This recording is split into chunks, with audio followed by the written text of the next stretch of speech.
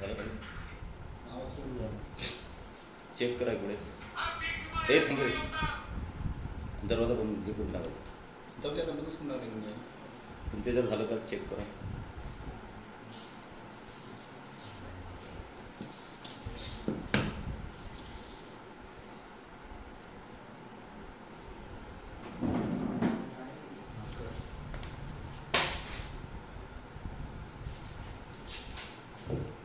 Going येतोय.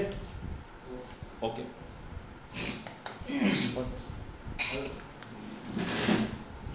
नमस्कार. जळगाव जामोद मतदारसंघातील सर्व बंधू भगिनी, शेतकरी व भारतीय जनता पार्टीच्या कार्यकर्त्यांना माझा नमस्कार. तसेच बुलढाणा जिल्ह्यातीलही कार्यकर्त्यांना आणि बुलढाणा जिल्ह्याच्या बाहेर बघणाऱ्या महाराष्ट्रातील तमाम बंधू भगिनींना माझा सुरुवातीला नमस्कार करतो. आपण मागच्या 1.5 वर्षामध्ये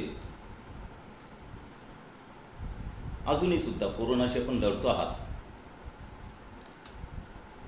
बरेचसे आपल्या जवळचे आप्तेष्ट मित्र, कार्यकर्ते यांचं दुःखद निधन झालं आणि म्हणून कोरोनामध्ये आपण सर्वांनी एक दुसऱ्याला मदतीचा हात देण्याचा प्रयत्न केला. परंतु माझी आता सुरुवातीला एवढी विनंती आहे की कोरोना कमी जरी झाला असेल तरी पण आपण सर्वांनी जे कोरोनाचे नियम आहेत, मास्क असेल, सोशल डिस्टन्सिंग असेल, गर्दीचे ठिकाणं असतील, सॅनिटायझर असेल, त्याचा सातत्यानं वापर करावा आणि लसीकरण जेवढं शक्य आहे तेवढ्या लवकरात लवकर लसीकरण करून घ्यावं. मी कोरोनाच्या काळामध्ये 2-3 वेळेस फेसबुक लाईव्हच्या माध्यमातून आपल्यासमोर आलो, कारण तो काळ एक दुसऱ्याला धीर देण्याचा, आधार देण्याचा होता. म्हणून मी 1-2-3 वेळेस फेसबुक लाईव्ह आलो. परंतु फेसबुक लाईव्ह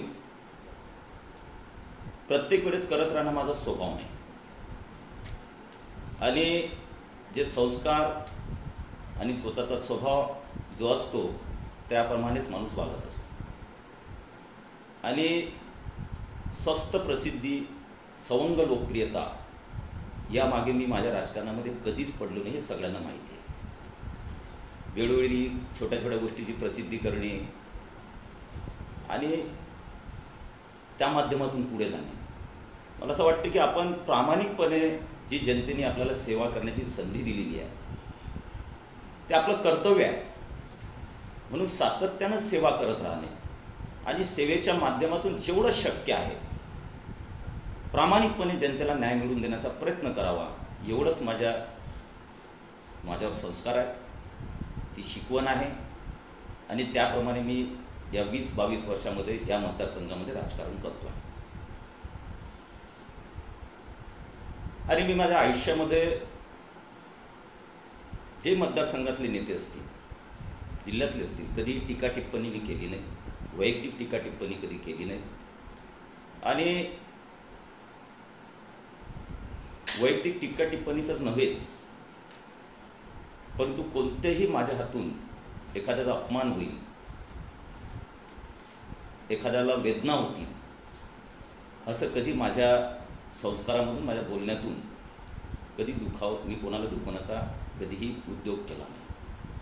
आणि म्हणून या मतदारसंघाची परंपरा आहे की स्वर्गीय भाई KR पाटील पासून जे जे आमदार झाले, टोकणेजी असतील, उमरकर साहेब असतील, सरदारजी ठाकरे असतील, कृष्णराव इंगळे असतील, ही परंपरा एक प्रगल्भ राजकारणी आणि एक संस्कारक्षम असे राजकारण्यांचा प्रवास या मतदारसंघामध्ये झालेला आहे. आणि त्यामुळे एक चांगलं वातावरण, हेल्दी वातावरण हे या मतदारसंघामध्ये सातत्यानं राहिलेलं आहे. त्यामुळे टीका करताना, राजकारणामध्ये करत असताना कोणावर खालच्या पातळीवर जाऊन वैयक्तिक बदनाम करणे, खोट्या अफवा पसरवणे हे या मतदारसंघामध्ये कोणी कधी केलं नाही. आणि मला असं वाटतं की याच प्रकारचा आपला मतदारसंघ राहावा, असावा आणि तोही ठेवण्याचा मी प्रयत्न केला आणि भविष्यातही ठेवण्याचा प्रयत्न करणार आहे की हा मतदारसंघ सुसंस्कृत मतदारसंघ राहावा, जेणेकरून कोणावरही, कारण सगळ्यांचे सगळ्यांशी संबंध आहेत आणि ते संबंध चांगले राहावे हा दृष्टिकोनातून हा मतदारसंघ आपण करतो आणि लोकांना ते आवडते, रुजतं आणि लोकांची मानसिकता सुद्धा तीच आहे. आणि त्यामुळे जनतेने 4 टर्म मला या मतदारसंघामध्ये निवडून दिलेला आहे, ती सेवा करण्यासाठी. आणि म्हणून सेवा करत असताना रोज त्याचं प्रदर्शन करणे, स्वतः लोकप्रियतेसाठी रोज मी काहीतरी मी काय करतोय रोजचा पाठपुरावा सांगणे, पत्र दाखवणे, मी पत्र दिलं, मी अधिकाऱ्याला भेटलो, मी असं केलं, मी तसं माझं कर्तव्यच आहे. तर रोज काही सांगण्याची मला आवश्यकता वाटत नाही. परंतु काय असतं की एखाद्या व्यक्तीची जेव्हा आपण बदनामी करतो, अफवा पसरवतो, त्यावेळेस आपल्यावर प्रामाणिकतेचा प्रश्नचिन्ह आपल्यावर निर्माण होते की आपण प्रामाणिक राजकारण करतोय की नाही, ते प्रश्नचिन्ह स्वतःवर निर्माण होते. आणि म्हणून आज फेसबुक लाईव्ह मी यापुढे या विषयावर, पीक विमा या विषयावर फेसबुक लाईव्ह कधी येणार नाही. कारण माझं कर्तव्य, मला कर्तव्य कोणी समजून सांगण्याचं काम नाही, कारण मी सेवेसाठी जन्म घेतलेला आहे, माझ्या आईवडिलांचे संस्कार आहेत. परंतु वेदना आणि उद्विग्नता एवढ्यासाठी आहे की काही महिने मी पाहतोय की जेव्हापासून हे शासन आलं त्यानंतर कालांतराने एक वेगळी संस्कृती महाराष्ट्रात आणि आपल्या मतदारसंघात निर्माण व्हायला. एक खालच्या पातळीचं राजकारण करणे, अवास्तव खोटेनाटे आरोप करणे, अफवा पसरवणे, नाव न घेता अफवा पसरवणे, आणि या माध्यमातून एक वेगळ्या प्रकारचं राजकारण मतदारसंघात चालू आहे. आणि त्यामुळे मग कार्यकर्त्यांचा संयम सुटतो आणि त्यामधून काही घटना ह्या घडत असतात. आणि म्हणून मी जेव्हा ह्या 2-4 दिवसात जरा जास्त अतिरेकपणा जो आहे त्या मतदारसंघात वाढला, कार्यकर्त्यांच्या भावना होत्या की भाऊ तुम्ही बोललं पाहिजे, तुमचा स्वभाव आहे, तुम्ही प्रसिद्धी आवडत नाही, तुम्हाला रोजचा पाठपुरावा करून लोकांसमोर मांडण्याची तुमची मानसिकता किंवा तो स्वभाव नाही. परंतु आता हे जरा वेगळ्या प्रकारचं राजकारण आहे, तुम्ही जे काय असेल ते मांडलं पाहिजे. आणि मी एक संयमी कार्यकर्ता आहे या मतदारसंघामध्ये, एक सेवेकरी, संयमी सेवेकरी. केव्हाही संयम मी माझा ठरू देत नाही, कारण शेवटी संयमानच माणूस हा मोठा होत असतो, अतिरेकीपणाने कधी माणूस मोठा होत नाही. आणि म्हणून संयम माझाही सुटू नये. आणि जे काय 2-4 दिवसामध्ये काही पोस्ट व्हायरल केल्या गेल्या, त्यामुळे कार्यकर्ते संयम सुटू नये म्हणून मला हा प्रपंच करावा लागला. परंतु या विषयावर यापुढे माझे कार्यकर्ते बोलतील, कारण मी फक्त आजच्याच फेसबुक लाईव्ह मधून या पीक विम्यासंदर्भात बोलणार आहे. त्यानंतर जे काय असतील ते कार्यकर्ते त्या पद्धतीने उत्तर देतील, कारण कार्यकर्ते संयम सुटता कामा नये. आणि माझा संयम जो आहे तो खूप मोठा आहे, मी संयमित माणूस आहे. आणि मी ईश्वराला प्रार्थना करतो माझा संयम कुठेही ठेवू देऊ नये, कारण ज्या पद्धतीनं राजकारणाची पातळी या मतदारसंघामध्ये करण्याचा आता प्रयत्न चालू झालेला आहे, त्यामध्ये मोठमोठ्या माणसांचा संयम सुटतो. पण संयम सुटून मतदारसंघ खराब होतो. आणि म्हणून कार्यकर्त्यांना विनंती आहे, 2-4 दिवसात जे काही पोस्ट आले असतील, जे काही कोणी टीका केली असेल, खोट्या अफवा पसरवत असतील, दुर्लक्ष करा, आपला संयम ठेवू देऊ नका. कारण मतदारसंघ मोठमोठ्या कार्यकर्त्यांनी, नेत्यांनी, सुसंस्कृत नेत्यांनी, संस्कारक्षम नेत्यांनी हा मतदारसंघ इथपर्यंत वाढवलेला आहे. त्यामुळे संयम सोडता कामा नये. आणि म्हणून मी आज फेसबुक लाईव्हच्या माध्यमातून येतोय. आणि या 2-4 दिवसात पाहिलं मी आरोप करायचे, पण नाव घ्यायचं. माझी विनंती आहे की खरोखरच आपल्याला वाटतंय ना, आता मी एक अशी पोस्ट पाहिली, कार्यकर्ते डिस्टर्ब होतात, लोक डिस्टर्ब होतात, लोकांना संभ्रम निर्माण होतो. आणि त्यामध्ये की कोणी माजी मंत्र्यांनी, बुलढाण्याच्या माजी मंत्र्यांनी काहीतरी पैसे खाल्ले वगैरे, कंपनीचे सेटलमेंट केलं. माझी विनंती आहे, ताकद असेल, हिंमत असेल आणि आपण खरोखर प्रामाणिक असाल तर नाव घेऊन डायरेक्टली टीका करा, डायरेक्ट नाव घेऊन टीका करा. असं संभ्रमित काहीतरी फेसबुक याच्या त्याच्या सोशल मीडियाच्या माध्यमातून करून आपण आपली पातळी दाखवून देण्याची, आपण डायरेक्टली करा ना टीका. डायरेक्टली जे तुमचे पुरावे असतील सादर करा, डायरेक्ट नाव घेऊन करा. नाव घेतल्यामुळे जर नाव घेऊन केलं तर संबंधित जो कोणी मंत्री तुमच्या डोक्यात असेल, जर नाव घेऊन केलं तर त्याला उत्तर देता येईल, त्याला कायदेशीर मार्गाने पुढे जाता येईल. आणि मग त्यानंतर कोण नागडा आहे हे जनतेसमोर निश्चितपणे येईल. आणि जर कोणाला जो कोणी असेल आरोप करणारा की ज्याच्यावर आरोप केले तो, दोनपैकी एक तर नागडा जनतेसमोर होणारच. त्यासाठी नाव घेऊन आरोप करून पुरावे द्यावे. उगीच वातावरण आपल्या मतदारसंघातलं कलुषित आणि दूषित करू नये, ही माझी सगळ्यांना विनंती आहे. आता एक बघा की मी या मतदारसंघामध्ये जे काही काम म्हणजे जनतेसमोर आहेत आणि म्हणून जनतेने 4 टर्म मला निवडून दिलेला आहे. मी कधी त्याची अवास्तव प्रसिद्धी केली नाही, अवास्तव स्तोम माजवलं नाही. आता तर मी 140 गाव योजना,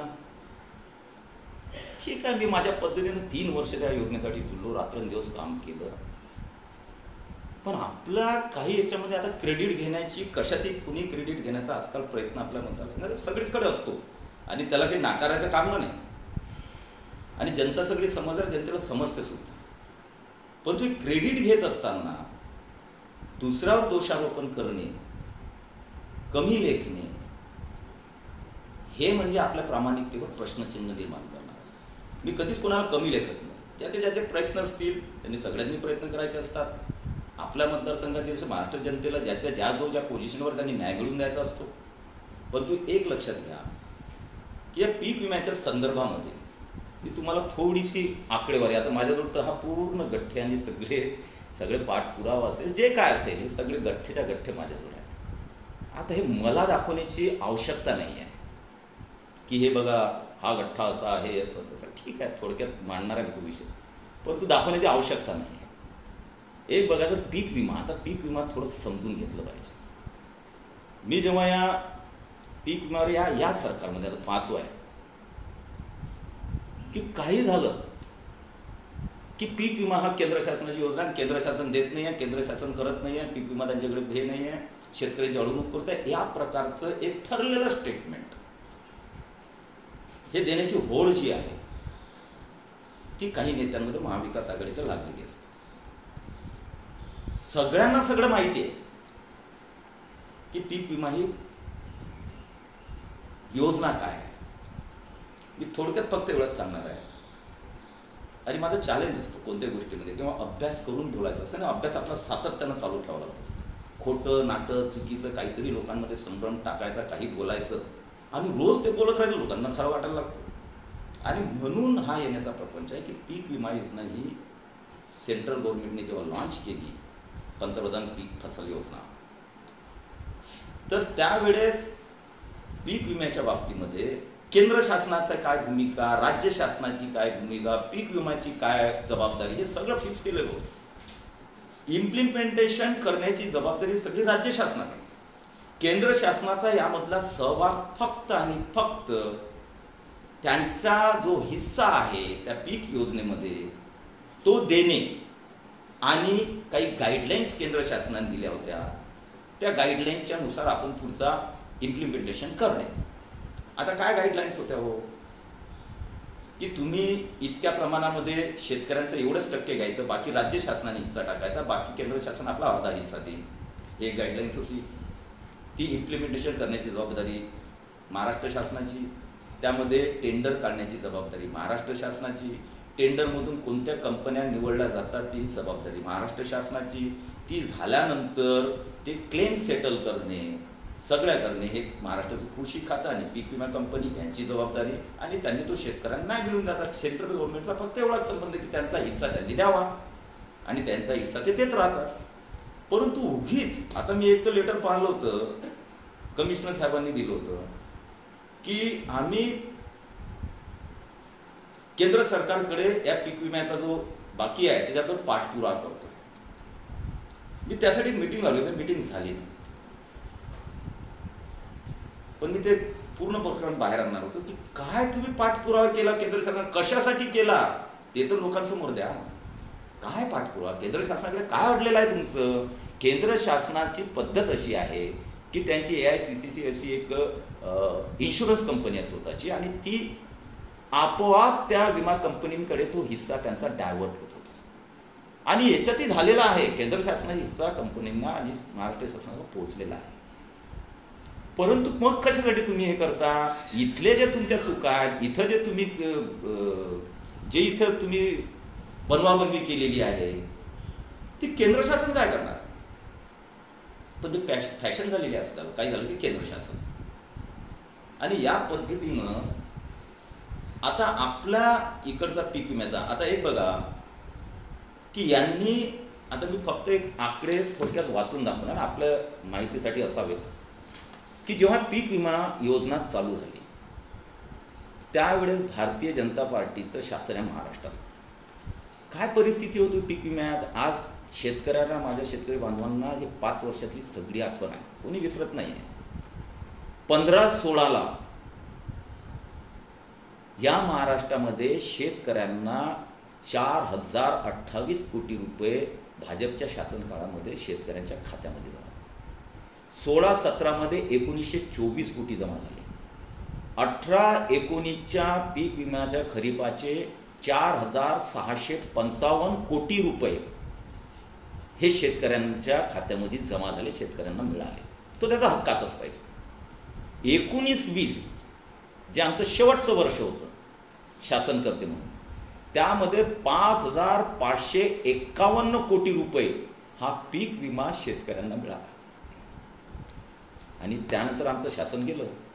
त्यानंतर 20-21 मध्ये हे महाविकास आघाडी शासन आलं आणि या शासनामध्ये पीक विमा किती मिळाला शेतकऱ्यांना? 823 कोटी. बरं, 823 कोटी मिळाले. बरं, 5 वर्षामध्ये शेतकऱ्यांनी, 5 वर्षात आमच्या शासन काळात 5 वर्षामध्ये शेतकऱ्यांनी स्वतःजवळचे म्हणजे केंद्र शासन राज्य शासनाचा हिस्सा सोडून 5 वर्षामध्ये 2000 कोटी रुपये हे शेतकऱ्यांनी पीक विमा कंपनीकडे भरले स्वतःच्या खिशातून. आणि त्याच्या मोबदल्यामध्ये शेतकऱ्यांना 5 वर्षात किती मिळाले? 14,000 कोटी. म्हणजे शेतकऱ्यांच्या खिशातून गेले 2000 कोटी आणि शेतकऱ्यांना मिळाले 14,000 कोटी. आणि यावर्षी किती मिळाले? शेतकऱ्यांनी भरले 900 कोटी आणि राज्य शासनाचा हिस्सा, केंद्र शासनाचा हिस्सा 58,000 कोटी, नाही 88 कोटी, सॉरी नाही 88 कोटी, म्हणजे 5800 कोटी. शेतकऱ्यांना किती मिळाले? 823 कोटी. 4000 कोटी रुपयाचा पीक विमा कंपनींना नफा या वर्षी या राज्य शासनाच्या कार्यकाळामध्ये होतो आहे. तुम्ही 19-20 वर्ष आठवा की 5551 कोटी पीक विमा आम्ही दिला शेतकऱ्यांच्या खिशामध्ये आणि तो कंपनीला नुकसान करून 112% पीक विमा दिला. आणि या वर्षी त्यानंतरच्या या शासनामध्ये फक्त 18 ते 20% पीक विमा शेतकऱ्यांना मिळाला. काय राजकारण असेल याच्यामध्ये? आरोप करताना थोडं आपण भानावर असलं पाहिजे की मीच आरोप केलेले आहेत, स्वतः आरोप केलेला म्हणजे मी शंका व्यक्त केलेली आहे की पीक विम्यामध्ये, हे सगळ्या पत्रकार परिषदा आहेत माझ्या, पीक विम्यामध्ये जिल्ह्यातील काही नेत्यांचा कदाचित संभ्रम आहे शेतकऱ्यांमध्ये की या जिल्ह्यातील नेत्यांचा काही याच्यामध्ये हात सहभाग तर नाही. पुन्हा महाराष्ट्रातील आता हे करत असताना 4000 कोटी रुपये पीक विमा कंपनीला फायदा होतो. शंका येणार नाही लोकांमध्ये, शेतकऱ्यांमध्ये शंका तर येणार काय की 4000 कोटी कसे देताय तुम्ही? कशा फायदा होऊन राहिला पीक विमा? का शेतकऱ्यांचे केंद्र केला जात नाही? आणि म्हणून हा विषय जरा गंभीरतेने आपण, मला माहिती आहे, आपल्या सगळ्यांना माहिती आहे, परंतु आज उजळणी करण्याची आवश्यकता वाटली काही कारणास्तव. आता एक बघा की या पीक विम्यासाठी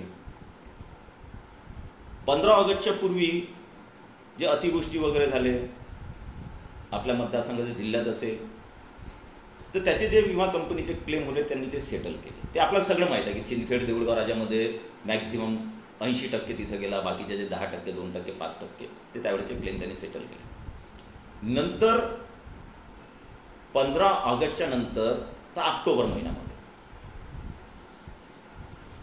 पीक कापणीचे प्रयोग चालले की पिकाचं उत्पादन किती झालं आणि त्यानुसार आपल्याला पीक विमा द्यावा लागेल की नाही, पीक कापणी प्रयोग. आता मला एक मला या गोष्टीला एक सुरुवातीला सांगायचं आहे की हे मी जे आकडे सांगितले 5 वर्षाला 14,000 कोटी रुपये शेतकऱ्यांच्या खात्यात गेले 2000 कोटीच्या अगेन्स्टमध्ये.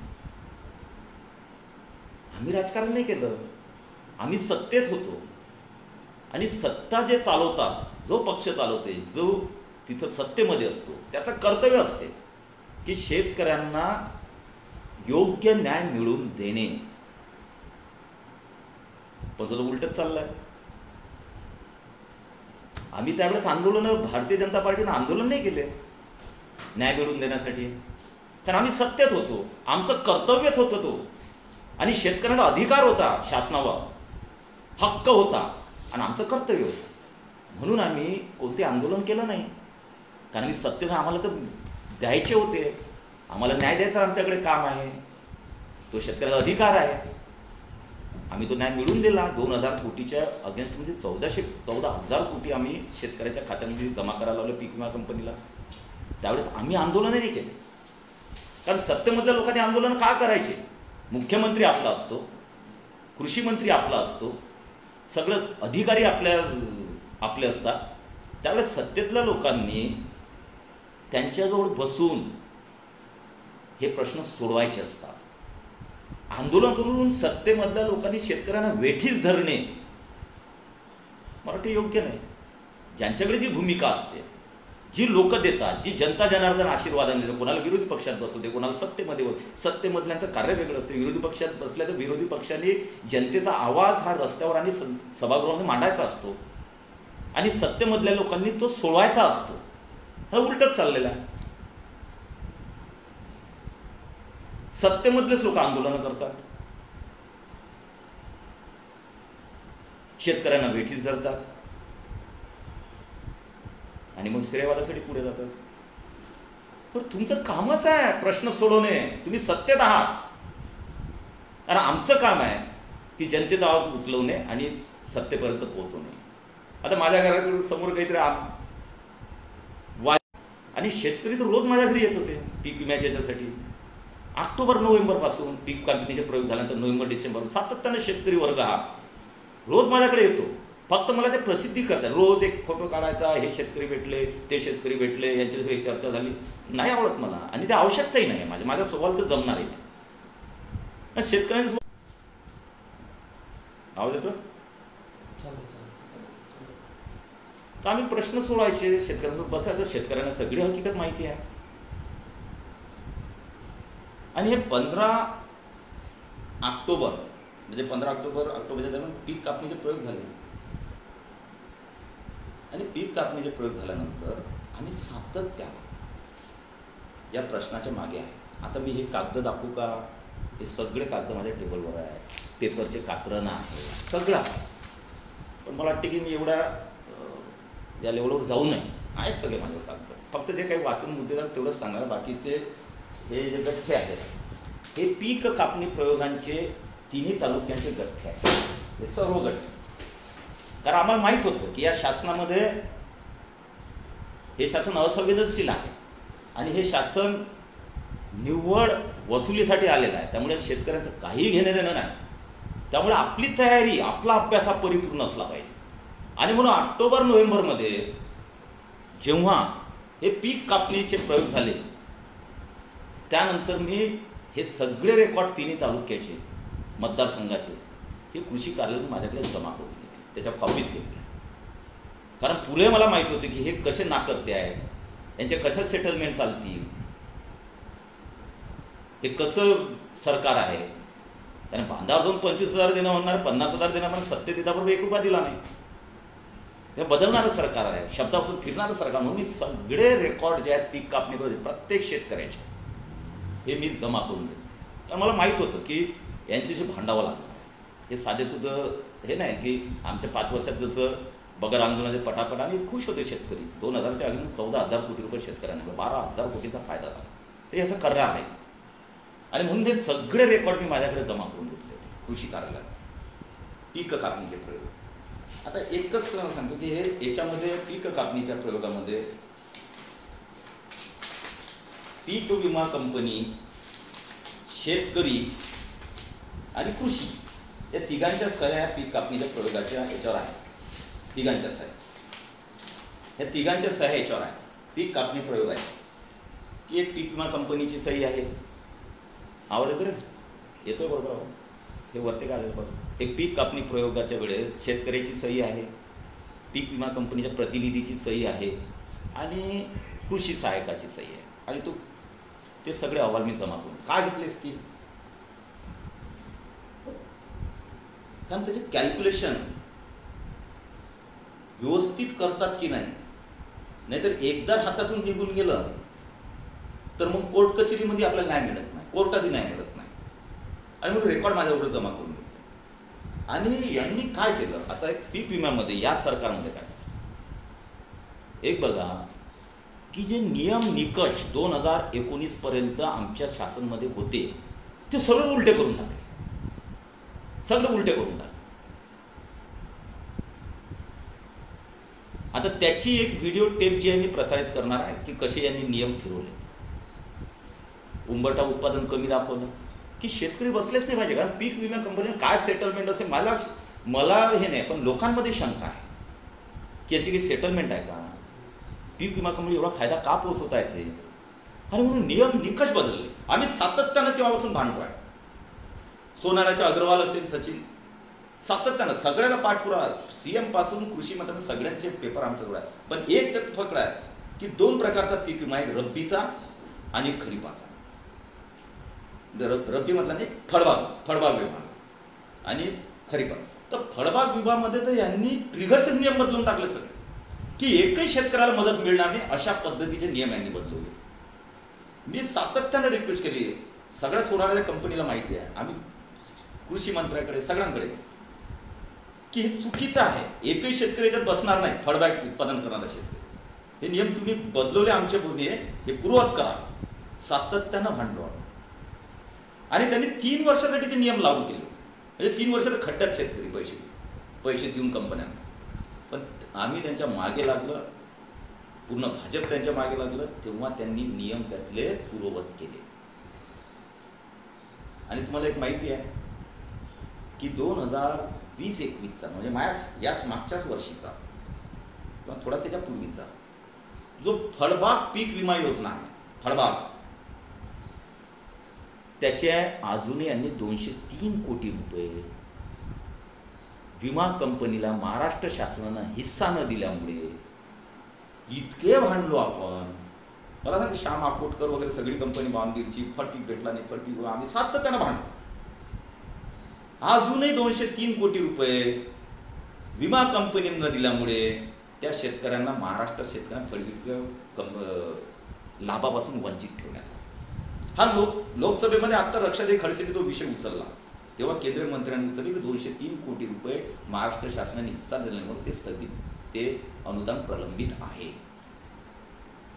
तुम्ही ते 203 कोटी द्यायचे नाही, काहीच घेणं देणं. शेतकऱ्यांच्या प्रति अनास्था असणारे शासन आहे. आणि मग किती गळा ओरडून करायचं तुम्ही सत्तेत आहात, सत्तेतल्या लोकांनी प्रश्न सोडवायचे असतात, गळा ओरडून करायचं नसतं. पण द्यायची दानत नाही आहे. 203 कोटी रुपये ते दिले नाही. आता हे पीक विम्याचे कापणीचे प्रयोग मी एवढ्यासाठी माझ्यावर ठेवले की त्यानंतर 8 नोव्हेंबर-डिसेंबरमध्ये हे झाल्यानंतर आणेवारी निघणार होती, अंतिम आणेवारी. पहिले जास्त काढली होती, त्यानंतर आणेवारी सगळ्यांनी प्रयत्न केले, आणेवारी 50%च्या जिल्ह्यामध्ये आली. आता तुम्ही आठवा पुन्हा मागच्या कार्यकाळात जेव्हा आपले आदरणीय खडसे साहेब, जे आता राष्ट्रवादीचे नेते आहेत, ते आमचे कृषी मंत्री होते, ते आदरणीय नेते आमचे आहेत, अजूनही आठवत असेल तर आजही सांगतो की जेव्हा लागलं तर खडसे साहेबांना विचारा, मी जेव्हा मदत जाहीर करायची होती, हेक्टरी मदत, 50%च्या आत आणेवारी आल्यामुळे जी मदत जाहीर करायची होती मागच्या काळामध्ये, खडसे साहेब तेव्हा कृषी मंत्री होते तेव्हा, तर त्यांनी मला फोन केला की 3च तालुक्याच्यामध्ये मी घोषित करतो, बाकीचे काही बसत नाही. म्हटलं असं होणार, 13चे 13 तालुके बसत तुम्ही घोषित करा, नाही तर आज थांबा. 6 वाजता ते पत्रकार परिषद, मग मी भाऊसाहेबांना सांगितलं, चैनबोल सांगितलं, तेही बोलले, खूप गरमागरमी झाली. आणि शेवटी खडसे साहेब सेन्सिटिव्ह होते, संवेदनशील होते. आणि 13ही तालुके हे त्यावेळेस मदतीसाठी 6 वाजता घोषित केले आणि त्यापूर्वी मला फोन आला की संजय आता तुम्ही म्हणता तसं करून टाका. म्हटलं नाही, आपल्याला जनतेला न्याय द्यायचा, थोडं कमी जास्त असेल, झालं असेल, नसेल असेल, पण तो आपल्याला जनतेला आपल्या खिशातून तर हे जात नाही आहे, शेतकऱ्यांसाठी जाते, आपण केलं पाहिजे. हे सांगण्याचं कारण आहे की मानसिकतेतला फरक. आणि म्हणून मला माहीत होतं, म्हणून पीक कापणी प्रयोग माझ्यावर ठेवले. डिसेंबरमध्ये पीक आणेवारीचा अंतिम आणेवारीची डिक्लेअर झाली. सगळ्यांना आशा होती की आता पीक अंतिम आणेवारी डिक्लेअर झाल्यानंतर ती सगळी जिल्ह्याची 50%च्या आत आली. त्यामुळे सरसकट आता पीक विमा आणि सरसकट शासनाकडून मदत, हेक्टरी मदत ही मिळाली पाहिजे, सगळ्यांची एकमुखी मागणी होती. आम्ही केले प्रयत्न, आम्ही आंदोलनही केले. आता आंदोलनं सांगशील तर आमच्या कार्यकर्त्यांनी पीक विम्यासाठी काय काय केले त्याचेही सगळे डॉक्युमेंट इथं आहेत. कुणी पत्रकार बंधूंना हे माहिती आहे, पत्रकार बंधूंनी छापलेल्या आहेत सगळ्यांनी. आणि कोणाला पाहायची इच्छा असली तर ऑफिसमधून पाहू शकतात. सातत्यानं आंदोलन केलं. 50%च्या आतमध्ये आणेवारी असताना मागच्या कार्यकाळामध्ये 19-20 मध्ये हेक्टरी मदतही आम्ही दिली आणि पीक विमा ही 5,551 कोटी शेतकऱ्यांना मिळून आणि हेक्टरी मदत सुद्धा दिली. मग डिसेंबरमध्ये, या 20च्या डिसेंबरमध्ये, 19च्या डिसेंबरमध्ये जेव्हा हे पीक कापणीचे प्रयोग झाले तेव्हा आणेवारी 50%च्या आतमध्ये जिल्ह्याची आली. त्यानंतर सातत्यानं डिसेंबरपासून आम्ही भांडतोय पीक विम्यासाठी आणि हेक्टरी मदत शेतकऱ्यांना आणेवारी 50%च्या आत आल्यामुळे, कारण अतिशय खराब परिस्थिती मागच्या वर्षीची होती शेतकऱ्यांची. सातत्यानं भांडतोय.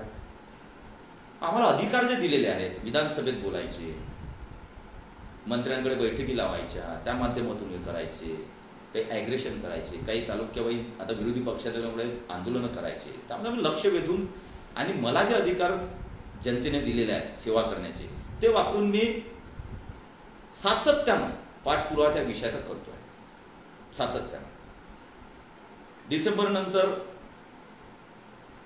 मध्ये 2-3 महिने जे आहेत आम्ही वेगवेगळ्या माध्यमातून तो विषय उचलला, पण तो अधिवेशन कोविडच्या याच्यामुळे चाललं नाही. त्यामुळे तो विषय पूर्ण, आणि मी तर सांगत होतो या वेळेचं 5-6 तारखेला अधिवेशन होतं, ते 2 दिवसाचं होतं. ते तर 10 दिवस यांनी अधिवेशन घेण्याची हिंमत दाखवावी महाराष्ट्रामध्ये. 10 दिवस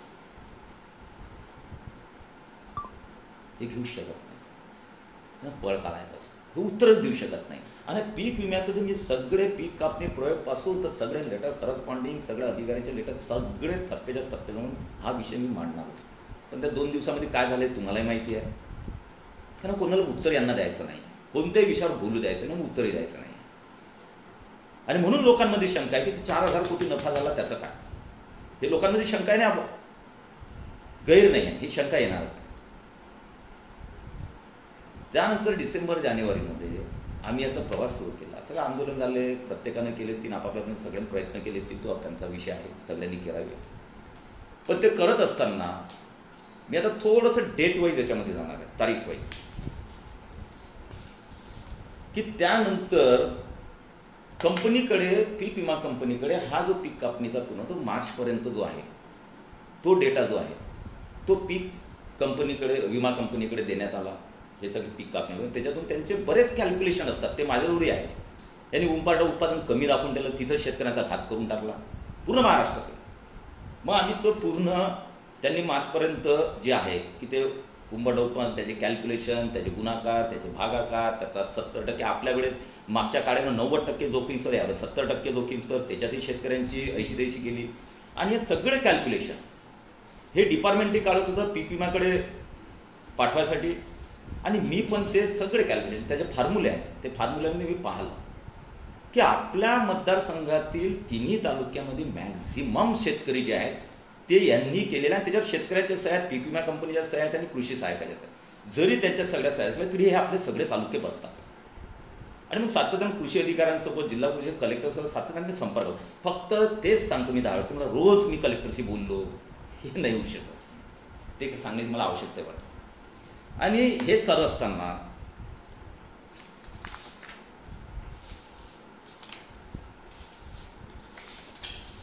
मध्ये असं झालं की पीक विमा कंपनीकडे जिल्हा कृषी अधीक्षक आणि कलेक्टर साहेबांनी हे क्लेम सेटल करावेत या पद्धतीनं त्यांच्याकडे ते क्लेम पाठवले जिल्ह्याने. आपले 3 मतदार 100% बसत होते.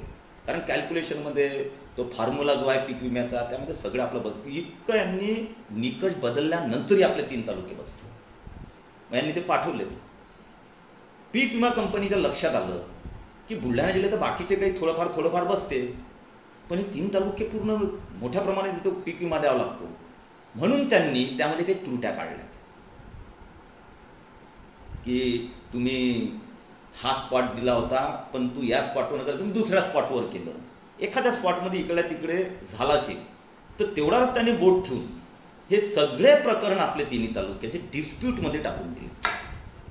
म्हणजे त्यांना मान्य होतं की हे द्यावंच लागतं. कॅल्क्युलेशन हे त्याच प्रकारचे आहेत. जिल्हा कृषी अधीक्षकांचे लेटरही आहेत, कलेक्टरचे लेटर आहेत, मीटिंग्स आहेत, त्यांचे मिनिट्स आहेत, कॅल्क्युलेशन आहेत. सगळं असताना पीक विमा कंपनीला माहिती होती इथे खूप पैसा द्यावा लागतो. म्हणून त्यांनी छोटे छोटे कारणं टाकून ते डिस्प्यूटमध्ये टाकून दिले. इथून खऱ्या अर्थानं प्रवास चालू झाला. जेव्हा आम्हाला माहीत पडलं की यांनी डिस्प्यूटमध्ये झाला तेव्हा मी कृषी अधिकारी आणि आमचे कार्यकर्ते सातत्यानं आंदोलन करत होते. जिल्हा सरचिटणीस असतील, विजयराज शिंदे असतील, संतोष बापू सातत्यानं पीक विमा जिल्हाधिकारी कार्यालयासोबत त्याचे आंदोलन चालू होते.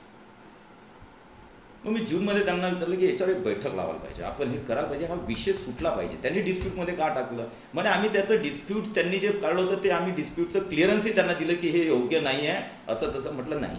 तरी पण एक बैठक लावा आणि हा विषय सेटल झाला पाहिजे. कारण हक्काचा पैसा आहे, तो मिळणारा पैसा आहे, तो मिळालाच पाहिजे. कॅल्क्युलेशनमध्ये आम्ही सगळ्याच ठिकाणी बसतोय आणि त्यासाठी पीक कापणीचे प्रयोग आणि सगळं रेकॉर्ड जिल्हा कृषी अधीक्षकांच्या ऑफिसमधलं की कोणत्या याच्यामध्ये किती हेक्टरी काय त्याचे उंबरठा उत्पादन काय जोखीम 70 भागीला गुन्हेला करून सगळे माझ्याकडे कॅल्क्युलेशन रेडी होते.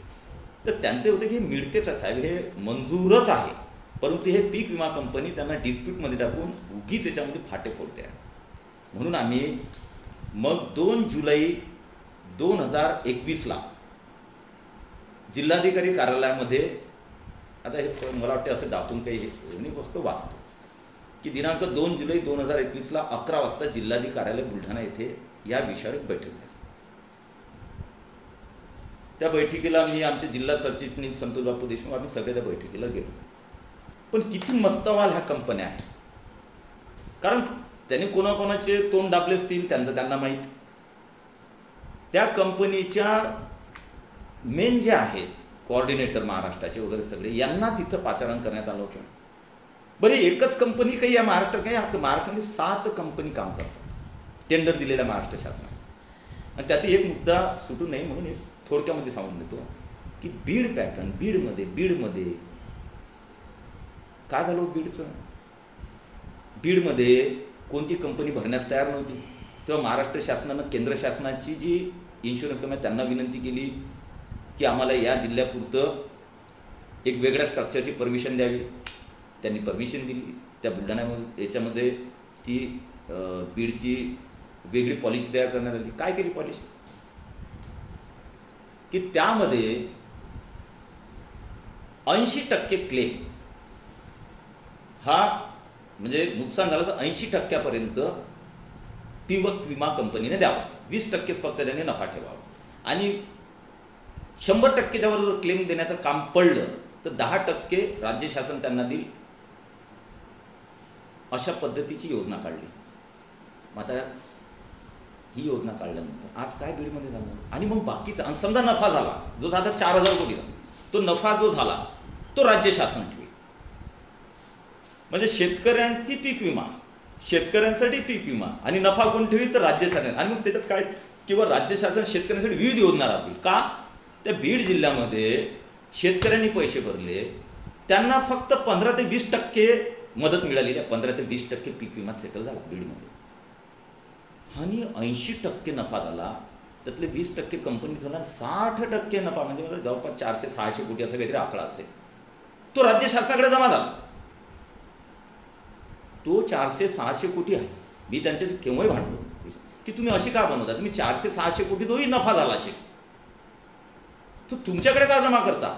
जरी क्लेम सेटल झाले नाही तरी ते 400-500 कोटी तुम्ही ज्या शेतकऱ्यांनी पीक विमा काढला त्याच शेतकऱ्यांना वाटा. तर नाही, तेही करले नाही. आणि म्हणून मध्येच तो विषय आला तर जिल्हाधिकारी कार्यालयामध्ये 2 जुलैला बैठक झाली. जिल्हाधिकारी, मी, कृषी अधीक्षक वगैरे सर्व प्रधान कृषी अधिकारी आणि विमा कंपनीला बोलावलं होतं. परंतु त्या मीटिंगमध्ये विमा कंपनीने, रिलायन्स विमा कंपनीने, जे खालचे पोरं पार असतात तालुक्याचे कोऑर्डिनेटर छोटे, त्यांना काही घेणं देणं, त्याच्याकडे अधिकार पण नसतात, अशा 2-4 जणांना पाठवून दिलं. तर मी कलेक्टर साहेब म्हणलं की आपने बैठक बोलावलं, हमने बैठक बोलावलं, आणि या बैठकीमध्ये अशा या लोकांशी बोलून काय मिळणार आहे? कारण हा मंजूर झालेला आपल्याला माहित आहे, आपल्या दप्तरी आहे की हा द्यावाच लागतो पीक विमा या 3 तालुक्यांचा, कॅल्क्युलेशनमध्ये बसतोय. आणि हे माहीत असताना हे मुद्दामहून डिस्प्यूटमध्ये टाकून ठेवताय आणि या लोकांसोबत बोलून थोडी डिस्प्यूट संपणार आहे. मग कलेक्टर साहेबांनी अतिशय ॲग्रेसिव्ह भूमिका घेतली आणि त्यांना हाकलून दिली की तुम्ही या बैठकीने मीटिंग रद्द करून टाका. मग आम्ही त्याच दिवशी निर्णय केला, म्हटलं साहेब इथं बसून हे काही याचे कोऑर्डिनेटर इथं काही येणार नाही, वरचे अधिकारी पीक विम्याचे कंपनीचे. म्हटलं आपण मुंबईमध्ये मी बैठक, आपण तिथं बैठक लावू. कलेक्टर साहब वहाँ बैठक लगा, अपन वहाँ पे ये विषय सॉल्व करेंगे. आणि मिळालेला विमा म्हणजे शासन दरबारी, जिल्हा कृषीच्या दरबारी मंजूर असलेला विमा पण डिस्प्यूटमध्ये टाकून दिला. हे विमा तेव्हाच मिळालेला होता, तेव्हाच मंजूर होता शासन दरबारी, पण तो विमा कंपनी डिस्प्यूटमध्ये टाका, छोट्या छोट्या त्रुटी काढून.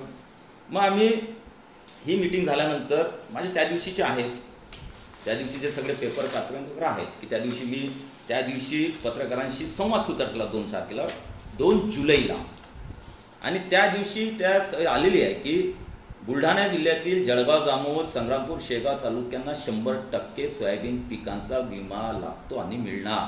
हे मी त्या दिवशी स्टेटमेंट दिलेलं 2 जुलैला की संग्रामपूर, जळगाव आणि शेगाव तालुक्यातील हे ऑलरेडी बसलेले आहेत, यांना पीक विमा द्यावाच लागणार, तो मिळणारच आहे. हे 2 जुलैला मी त्यावेळेसच पत्रकार परिषदेमध्ये आणि सगळ्या पेपरला ते आलेलं आहे. त्यानंतर मी कृषी मंत्री दादाजी भुसेनाथमध्येही भेटलो होतो, पण अशी चालढकल चालायची. मग मी पत्र दिलं 14 जुलैला. 14 जुलैला मी कृषी मंत्र्यांना पत्र दिलं. त्यामुळे मी स्पष्ट लिहिलेलं होतं की बुलढाणा जिल्ह्यातील जळगाव, जामोद, शेगाव, संग्रामपूर 3 तालुके शासनाच्या निकषानुसार पूर्णतः पीक विमा नुकसान भरपाई मिळण्यास पात्र आहेत, परंतु उपरोक्त 3 तालुके पीक विमा कंपनीने जाणीवपूर्वक डिस्प्यूटमध्ये टाकलेले आहेत. हे मी स्पष्ट दादाजी भुसेंना पत्र, त्यांना समजून सांगितलं की आमचा तर मिळालेला, आमचा मंजूरच आहे शासन दरबारी, पण पीक विम्याने ते डिस्प्यूट आहे त्यामुळे मिळत नाही आहे, त्याच्यावर अर्जंट मीटिंग लावा. मग दादाजी भुसेंनी मीटिंग लावली. ती मीटिंग लावली त्यांनी, त्याची पत्र आहे ते मागे व्हायरल झालं त्याबद्दल. ती मीटिंग लावली त्यांनी 22 जुलैला मीटिंग लावली. आता ह्या तारखाईचा मी एवढ्यासाठी सांगतोय की सगळं क्लिअर असलं पाहिजे. 22 तारखेला त्यांनी मीटिंग लावली आणि त्या मीटिंगमध्ये माननीय राज्यमंत्री महोदय यांना बोलावलं, माननीय डॉक्टर संजय श्रीराम कुटे यांना बोलावलं, सचिव, आयुक्त, जिल्हाधिकारी, संचालक विस्तार, जिल्हा अधीक्षक आणि राज्य समन्वयक रिलायन्स इन्शुरन्स कंपनी इतक्या जणांना त्या मीटिंगमध्ये बोलावलं आणि तिथंच कुठेतरी माशी शिंकली. ती 22 तारखेची मीटिंग होती. फक्त आता तिथं तेच करायचं होतं की विमा कंपन्यांना समोर बसवायचं, अधिकारी समोर सांग बाबा आता का नाही दे डिस्प्यूटमध्ये, काय डिस्प्यूट आहे. आणि त्यापूर्वी कलेक्टर ऑफिसमध्ये कलेक्टरांनी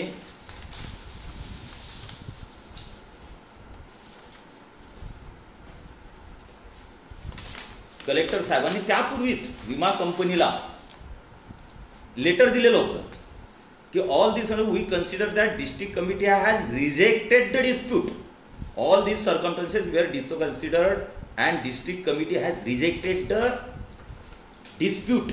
म्हणजे जिल्हाधिकारी कार्यालयातून जिल्हाधिकाऱ्यांनी ज्यांनी जे डिस्प्यूटमध्ये जे मॅटर टाकलं तर ऑलरेडी जिल्हाधिकाऱ्यांनी त्यांना कळवलं होतं पीक विमा कंपनीला की हा डिस्प्यूट आम्हाला मान्य नाही, त्यामुळे पीक विमा देण्यात यावा. हे सगळं क्लिअर असताना मग 22 तारखेला मीटिंग लागली. यामध्ये एका तासामध्ये हा विषय संपला असता. पुढे सांगणार का नाही संपला, एका तासामधला हा विषय होता. लगेच पीक विमा कंपनीने हे म्हटलं असतं की चला ठीक आहे, हे आमच्याकडे सगळं रेकॉर्ड आलेलं आहे, हे सगळे बसता आहेत, आम्ही लगेच पैसे डिस्पर्स करतो. परंतु गोम वेगळी आहे. एक ही आहे की ही मीटिंग 22 तारखेची कॅन्सल. त्याचं पत्र मला 20/7लाच मला पाठवलं की तूर्त बैठक नुकसान आढावा बैठक आयोजित करण्यात आली, तूर्त बैठक पुढे ढकलण्यात असून सुधारित वेळ व तारीख आपणास अवगत करण्यात येईल असं आश्वासन त्या मला लेखी लेटरमध्ये दिलं.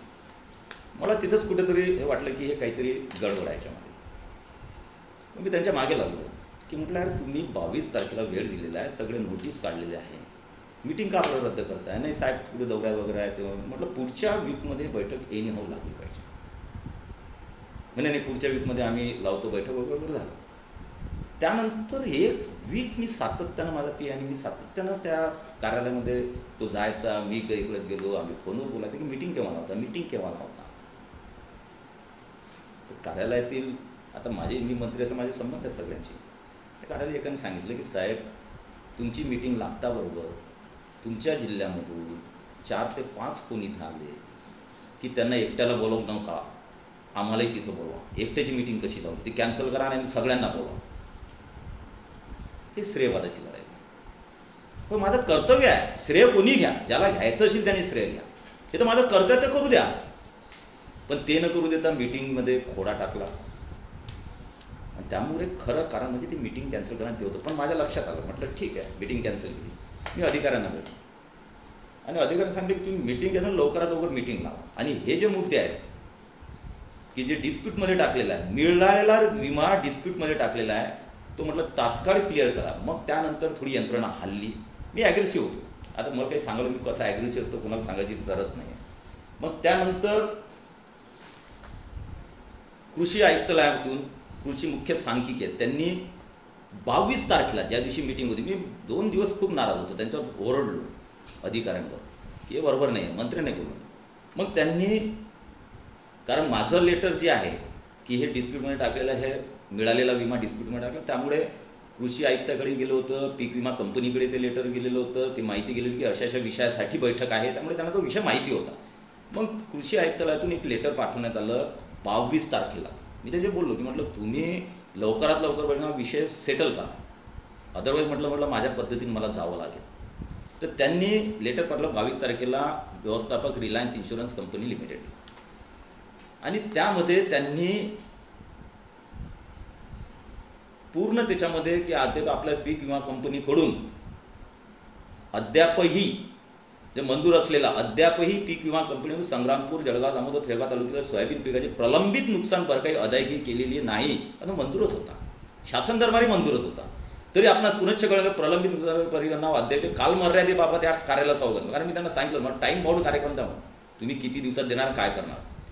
आणि त्यांनी ते लेटर पाठवलं. त्यानंतर हे पाठवलं 22 तारखेला. माझा सातत्याने मीटिंगसाठी प्रयत्न चालू होता. आणि मग 30 जुलैला 22 तारखेला त्यांनी लेटर पाठवलं, माहिती मागवली, तुम्ही केव्हा देणार, काय देणार, पूर्ण आम्हाला टोटली हे करा, हे मंडळ बसता आहेत, हे मंजूर आहेत आमच्या दरबारी, शासन दरबारी, तुम्ही त्याचे पैसे केव्हा रिलीज करणार याचं आम्हाला डिटेलिंग द्या. 30 तारखेला 30 जुलैला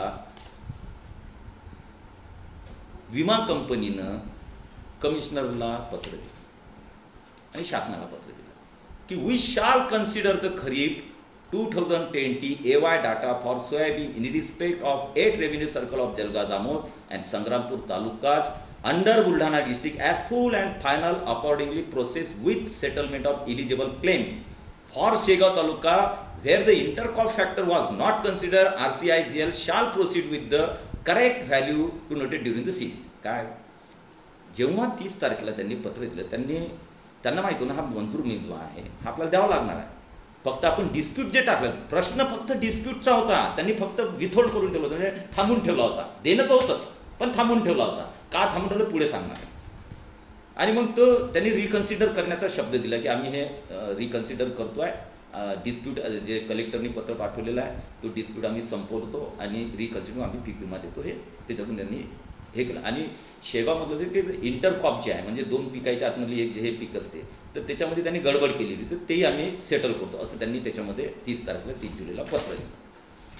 आता त्यानंतर 30 जुलैच्या पत्रानंतर ते पत्र आमच्याजवळ आलं, आम्हाला सगळ्या माहिती गोष्टी की आता हे पैसे कधी द्या. आमचं फक्त एक होतं की तुम्ही हे ठीक आहे मंजूरच आहे, सगळ्या गोष्टीविषयी माहिती आहे आम्हाला, पण पैसे कधी देणार हा एवढा एकच विषय. त्या बिटवीनमध्ये इन बिटवीन 2-3 दिवसांनी मी दिल्लीला गेलो. आणि दिल्लीला गेल्यानंतर माझ्या इकडे तो सातत्यानं कृषी कार्यालयात चक्कर मारली की मीटिंग कधी घेता, मीटिंग कधी घेता, मीटिंग कधी घेता. आणि मी तेव्हाही सांगितलं त्याने, मग एक वेळेस तुम्ही जर असे टाळाटाळ कराल तर एखाद्या दिवस मी वेगळ्या प्रकारचा कार्यक्रम मंत्रालयात करून टाकेन.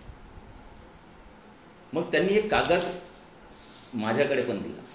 माझे तेव्हा मला वाटते 6 की 7 तारखेला माझ्याकडे एक कागद आले की इतके आता हे क्लेम सेटल, इतकी रक्कम, हे रक्कम, हे तर ऑलरेडी ते सगळं पीक विमा कंपनीनं तयार केलेलं होतं, पण त्यांना द्यायची नव्हती, डिस्प्यूटमध्ये ठेवलेलं होतं की कोणी जण ठीक आहे डिस्प्यूट में रख दो इसको. कारण आता त्याचं कारण पुढे सांगणार आहे. ते पत्रे माझ्याकडे ते कागद आहेत. आणि मग आता सगळ्यात शेवटचा विषय की हे जे आहे हे काय नीट थांबून ठेवलं, का डिस्प्यूटमध्ये टाकलं. सोयीस्कर आपण काही गोष्टी सांगतो, सोयीस्कर आपण काही गोष्टी सांगत नाही. म्हणून सत्य जनतेसमोर प्रत्येकानं मांडलं. प्रामाणिक प्रयत्न करणाऱ्यांनी तर प्रत्येकाने सत्य मांडलं पाहिजे, कारण सत्य बोलणारा कधी मागे जात नाही, एवढ्या ध्यानात ठेवायचं. त्याच लेटरमध्ये हे तर मला पहिलेच माहिती होतं, आता त्याच्यात सांगतो. फक्त त्या लेटरमध्ये स्टेटमेंट वाचून दाखवा. स्टेट शेअर, स्टेट म्हणजे राज्य, मी मराठीत, state share of premium is pending from government. गोम कुठे अडलेली आहे. पीक विमा तर मंजूर पहिलेच आहे. बुलढाणा जिल्ह्यातही माहिती आहे, सगळ्याच्यात कॅल्क्युलेशन सगळ्यात फिट बसणारे 3 तालुके आहेत. गोम कुठे आली. पीक विमा कंपनीनं लेटर दिलं राज्य शासनाला आणि ज्यांच्याकडे पोहोचलं त्यांना नाही. त्याच्यातही लिहिलेलं आहे, त्याही लेटरमध्ये लिहिलेलं आहे की राज्य शासनाचा हिस्सा मिळालेला नाही, पेंडिंग आहे. तो मिळाल्यानंतर आम्ही पैसे देऊ किंवा ती कारवाई आम्ही पुढे नेऊ. जोपर्यंत राज्य शासनाचा हिस्सा मिळत नाही तोपर्यंत पीक विम्याची कारवाई पुढे करू शकत नाही. हेच तर सगळ्यात मोठी गोम आहे की ऑक्टोबरमध्ये झालेला पीक कापणी प्रयोग, आज आता जुलै संपला, ऑगस्ट निघतो आहे. पीक विमा हा जास्तीत जास्त मार्च, फेब्रुवारी, मार्च, एप्रिल, मे पर्यंत म्हणा, तोपर्यंत मिळाला पाहिजे होता. तो का मिळाला नाही. केंद्र शासनाचा हिस्सा हा मिळालेला आहे, तो आपोआप त्यांच्याकडे जात असतो, कारण ऑनलाईन आहे सगळं. ते कुठे सांगायची गरज पडत नाही, तो ऑलरेडी गेलेला आहे. शेतकऱ्यांचा पैसा तुमच्याकडे जमा आहे, पीक विमाकडे डायरेक्ट जमा झालेला आहे. राज्य शासनाने पैसा दिला नाही. हे मी नाही म्हणत, हे कंपनीच म्हणते. आणि ज्यांच्याकडे लेटर आहे त्याही लेटरमध्ये लिहिलेलं आहे, हे कंपनीच म्हणते. गोम इथंच आहे की राज्य शासन एवढं नाकर्त आणि आता शब्द मी वापरणार नाही, अशा पद्धतीचं आहे की शेतकऱ्यांना काही देण्याच्या स्थितीमध्ये सुरुवातपासून माणसं. आज खरी गोष्ट ही आहे की केंद्र शासनाने त्यांचा हिस्सा दिला, शेतकऱ्यांनी त्यांचा पैसा भरला, परंतु राज्य शासनाला 2400 कोटी रुपये या 7 पीक विमा कंपनीला द्यावे लागतात. त्यातले फक्त 1200 कोटी रुपये यांनी पीक विमा कंपनींना दिलेले आहेत या 10 महिन्यामध्ये, आणि 1200 कोटी रुपये हे राज्य शासनाकडे पेंडिंग आहेत पीक विमा कंपनीचे. म्हणून पीक विमा कंपनीनं सगळ्या महाराष्ट्रामध्ये क्लेम रोखून ठेवलेले आहेत, मंजूर झालेले सगळे क्लेम रोखून ठेवलेले. मग भांडण कोणाचं. राज्य शासनाचं आणि पीक विमा कंपनी. आमचं का मरण शेतकऱ्यांचं. तुम्ही झक मारा तिकडे, तुम्ही पैसे द्या, नाही द्या, काय करायचं, आमचे पैसे द्या, विषय संपवा. परंतु राजकारणाचा विषय नव्हता म्हणून मी आज बोललो सेन्सिटिव्ह, संवेदनशील. अदरवाईज हा तर मिळणार, हे कोणाला काही सांगण्याची ज्योतिषाची आवश्यकता नाही. हा मी पहिल्यापासून पूर्ण घटनाक्रम सांगितलं. आणि त्यामुळे राज्य शासन हीच खऱ्या अर्थानं अडवणूक करते आहे. शेतकऱ्याबाबत कधीच गंभीर नाही. आता काय काय पैशांचे राहिलेले आहेत आणि एक मरण किती वेळेस भांडायचं, किती वेळेस करायचं. एक तर विधानसभा चालू देत नाही. आता शेवटचं एक फक्त सांगतो की या क्रेडिटचा विषय नाही. ज्यांना घ्यायचं ते घेऊ द्या, आणि ज्यांना घ्यायचं त्यांनी मस्त घ्यावं, काही माझा विषय नाही आहे. मला प्रामाणिकतेने आपलं काम करत राहणे. जनतेला 18-20 वर्ष झाली, मी माझी काम करण्याची पद्धत चांगली माहिती. परंतु आता मी पुन्हा भुसे साहेबांना, सचिव एकनाथ डवलेंना भेटलो. की साहेब खूप चाललाय आता, आमचा पैसा फक्त द्या आम्हाला, मंजूर आहे, सगळं आहे, आमचा पैसा फक्त लवकरात लवकर शेतकऱ्यांना रिलीज करा. रक्कम मलाही सांगता येते, पण रिलीज करा, जेव्हा शेतकऱ्यांना काही फायदा होईल. आणि हक्काचा आहे, आम्ही काही आमचं न बसणारं मागत नाही आहे. आता तुम्हीच कॅल्क्युलेशन, हे सगळे माझ्याजवळ डॉक्युमेंट आहेत, पुरे गठ्ठीच्या गठ्ठी कापणी प्रोजेक्टचे. आता त्यावेळेस जे सोनारा सर्कल असेल किंवा दुसरं काही सर्कल जिथं कमी विमा जळगाव खुर्द असेल, तर त्यावेळेस त्यांनी कॅल्क्युलेशन ऑलरेडी पाठवले, त्याच्यात शेतकऱ्याचे पीक विमाचे आहेत, हे आहेत. त्यामुळे त्यासाठी भांडावं लागेल. परंतु जे आहे ते पैसे तर द्या. पण हे राज्य शासनाने पीक विमा कंपनीला 1200 कोटी रुपये पेंडिंग आहे, त्यामुळे त्या दोघांमध्ये भांडणं चालू आहे. आता मी शेवटची इंटिमेशन दादासाहेब भुसेंना, कृषी मंत्र्यांना दिल्लीहून आल्यानंतर देऊन आलेला आहे. एकनाथ डवले, सन्माननीय एकनाथ डवले चांगले अधिकारी आहेत, कृषी सचिव आहेत, त्यांनाही मी इंटिमेशन देऊन आलेलं आहे. मला काही याच्यात क्रेडिट नको आहे, कारण मला लोकांनी याच कामासाठी निवडून दिलेलं आहे. त्यामुळे मी माझं काम करणार. याच्यात कोणाला काय वाटायचं तो त्याचा प्रश्न आहे, कोणाला काय टीका करेल त्याचा प्रश्न आहे. संयमित करा, संयमित करा, चांगल्या शब्दात करा. आणि करायची असली ना, खोटं नाटक हे केल्यापेक्षा जर तुम्हाला असं समजते ना करायचं ना, तर डायरेक्टली नाव घेऊन करा, जेणेकरून कोण नागळा आहे हे जनतेसमोर आपोआप येईल. आणि म्हणून मी माझं काम करणार. ज्यांना ज्यांचं काम करा त्यांनी त्यांचं काम, माझं काम करणार. आणि त्यांना दोघांना इंटिमेशन देऊन आलो की मीटिंग जर या पुढच्या वीकमध्ये लावली नाही तर मला वेगळ्या पद्धतीनं जावं लागेल. पण दोघांनी सांगितलं मी पुढच्या वीकमध्ये मीटिंग लावतो. ही मीटिंग मंजुरातीसाठी नाही, ही मीटिंग आहे की तुम्ही पैसे जे आहेत आता विमा कंपनी आम्हाला तातडीनं रिलीज करा. खूप अंत पाहिला तुम्ही, 10 महिने झाले फिरवलेला आहे, अजून किती दिवस फिरवणार आहे. पण तुमची मानसिकता आहे का 1200 कोटी द्यायची? पण ती नसेल तर जे 1200 कोटी पहिले एक अर्धा हप्ता तुम्ही दिलेला आहे त्याच्यातून पीक कंपनीला द्यायला लावा. तेवढी तुमची ताकद आहे का? पीक विमा कंपनी ऐकते का? ऐक ना, तुम्हाला 1200 कोटी जर द्यायचे नसतील तर 1200 कोटी जे पहिले दिलेले आहे त्याच्यातून पीक विमा देण्यास बाध्य करा. आणि त्यासाठी पुढच्या वीकमध्ये त्यांनी मीटिंग लावली, त्यांना विनंती केलेली आहे. पुढच्या वीकमध्ये जर त्यांनी मीटिंग लावली नाही तर येणाऱ्या 10 दिवसानंतर मी एकतर मंत्रालयांच्या, कृषी मंत्र्याच्या कार्यालयामध्ये जे काय करायचं आंदोलन ते करेल. आणि जोपर्यंत टाइम बाउंड प्रोग्राम की या दिवसापर्यंत आम्ही रिलीज करतो तोपर्यंत त्यांच्या डोक्यावर मी बसलेला आहे. त्यामुळे हा विषय मला वाटतं की आता खूप वेळ झाला, 1 तास झाला, आणि मला हे नाही आवडत आहे खूपशा अशा गोष्टी बोलणं किंवा या पद्धतीने. माझा स्वभाव नाही. आणि पण तरी पण ज्या काही गोष्टी चालल्या आहेत मला वाटतं या प्रकारचं विधानसभेत राजकारण करता कामा नये. प्रामाणिकतेनं करा, प्रामाणिकतेनं आपापले कामं करा. जनता पाहत असते, लोक पाहत असतात, शेतकरी पाहत असतात, सगळ्या गोष्टी पाहत असतात. माझ्याच घरासमोर का आंदोलन? या जिल्ह्यात पालकमंत्री आहेत, खासदार आहेत, सत्तेतले आमदार आहेत, आणि तुम्ही सगळे सत्तेतच आहे. तर सत्तेत असताना तुम्हाला आंदोलन करायची जरूरत काय? तुम्ही जा की तिथं. आणि मला आनंदच होईल की पुढच्या वीकमध्ये बैठक लागली नाही, समजा पैसे रिलीज झाले, आनंदच आहे ना. शेतकऱ्यांना जितक्या लवकर मिळेल त्याच्यापेक्षा आनंद मला दुसरा कोणता असणार आहे? माझ्या बैठकीमुळे मिळाले नाही तरी चालेल, बैठकीमुळे मिळाले तरी चालेल, कशामुळे मिळाले तरी चालेल, कोणामुळे मिळाले तरी चालेल. पण तो शेतकऱ्यांना पैसा मिळेल एवढीच प्रामाणिक अपेक्षा आहे. पण हे मुरदाळ शासन आहे, एवढं सोपी नाही. त्यामुळे सगळ्यांना आपल्याला मतदारसंघातील सगळ्या शेतकऱ्यांना यासाठी झगडावंच लागेल जोपर्यंत खात्यामध्ये आपल्या पैसे येत नाही. पद्धत कोणाच्या काही असो, आपापल्या पद्धतीने पुढे जावंच लागेल. आणि म्हणून मी आता पुढच्या वीकमध्ये बैठकीचं त्यांनी शब्द दिलेला आहे. बघूया पुढच्या वीकमध्ये बैठक लावतात का. हा शेवटचा हप्ता, त्यानंतर पुढच्या हप्त्यामध्ये मला जे करायचं. आणि कोणाला वाटेल रिलायन्स कंपनीला मी अर्ध्या रात्री तयार आहे. मी कोणाच्याही नेतृत्वामध्ये अर्ध्या रात्री कुठेही यायला तयार आहे. रिलायन्स कंपनी तयार आहे. डर नाही तो कर, नाही तो डर देऊ. आणि मला वाटतं की एवढं सफिशियंट आहे. कार्यकर्त्यांनी संयम पाळावा, कोणत्याही खालच्या दर्जामध्ये टीका टिप्पणी करू नये, ही आपली संस्कृती नाही. आणि जो करत असेल त्यांनी नाव घेऊन एक वेळेस करावं, ही त्यांनाही माझी नम्र विनंती आहे, की जेणेकरून जनतेसमोर सगळं क्लिअर स्पष्ट करता आलं पाहिजे. आणि आज एक शुभ दिवस सुद्धा, आज नागपंचमीचा दिवस आहे.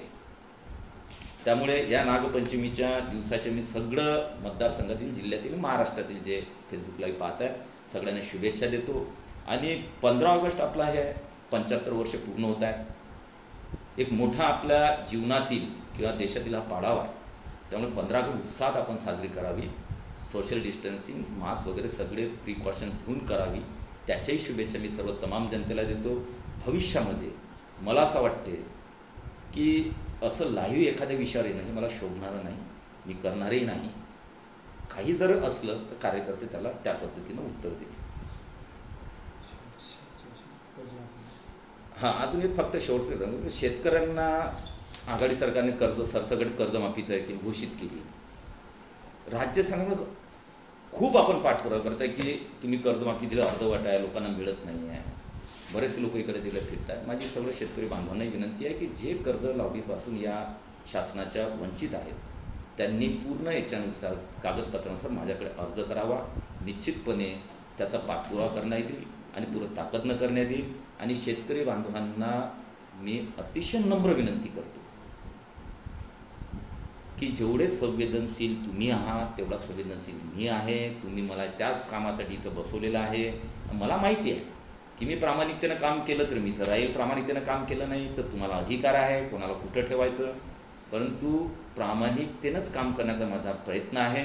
शेतकरी बांधवांनी त्यांच्या ज्या समस्या असल्या, फक्त एवढंच की मला शोबाजी करता येणार नाही, मला स्वस्त लोकप्रियता करता येत नाही आणि स्वस्त प्रसिद्धीसुद्धा करता येत नाही. त्यामुळे आपण समजून घ्याल ही विनंती करतो आणि सगळ्यांना शुभेच्छा देतो. जय हिंद, जय महाराष्ट्र.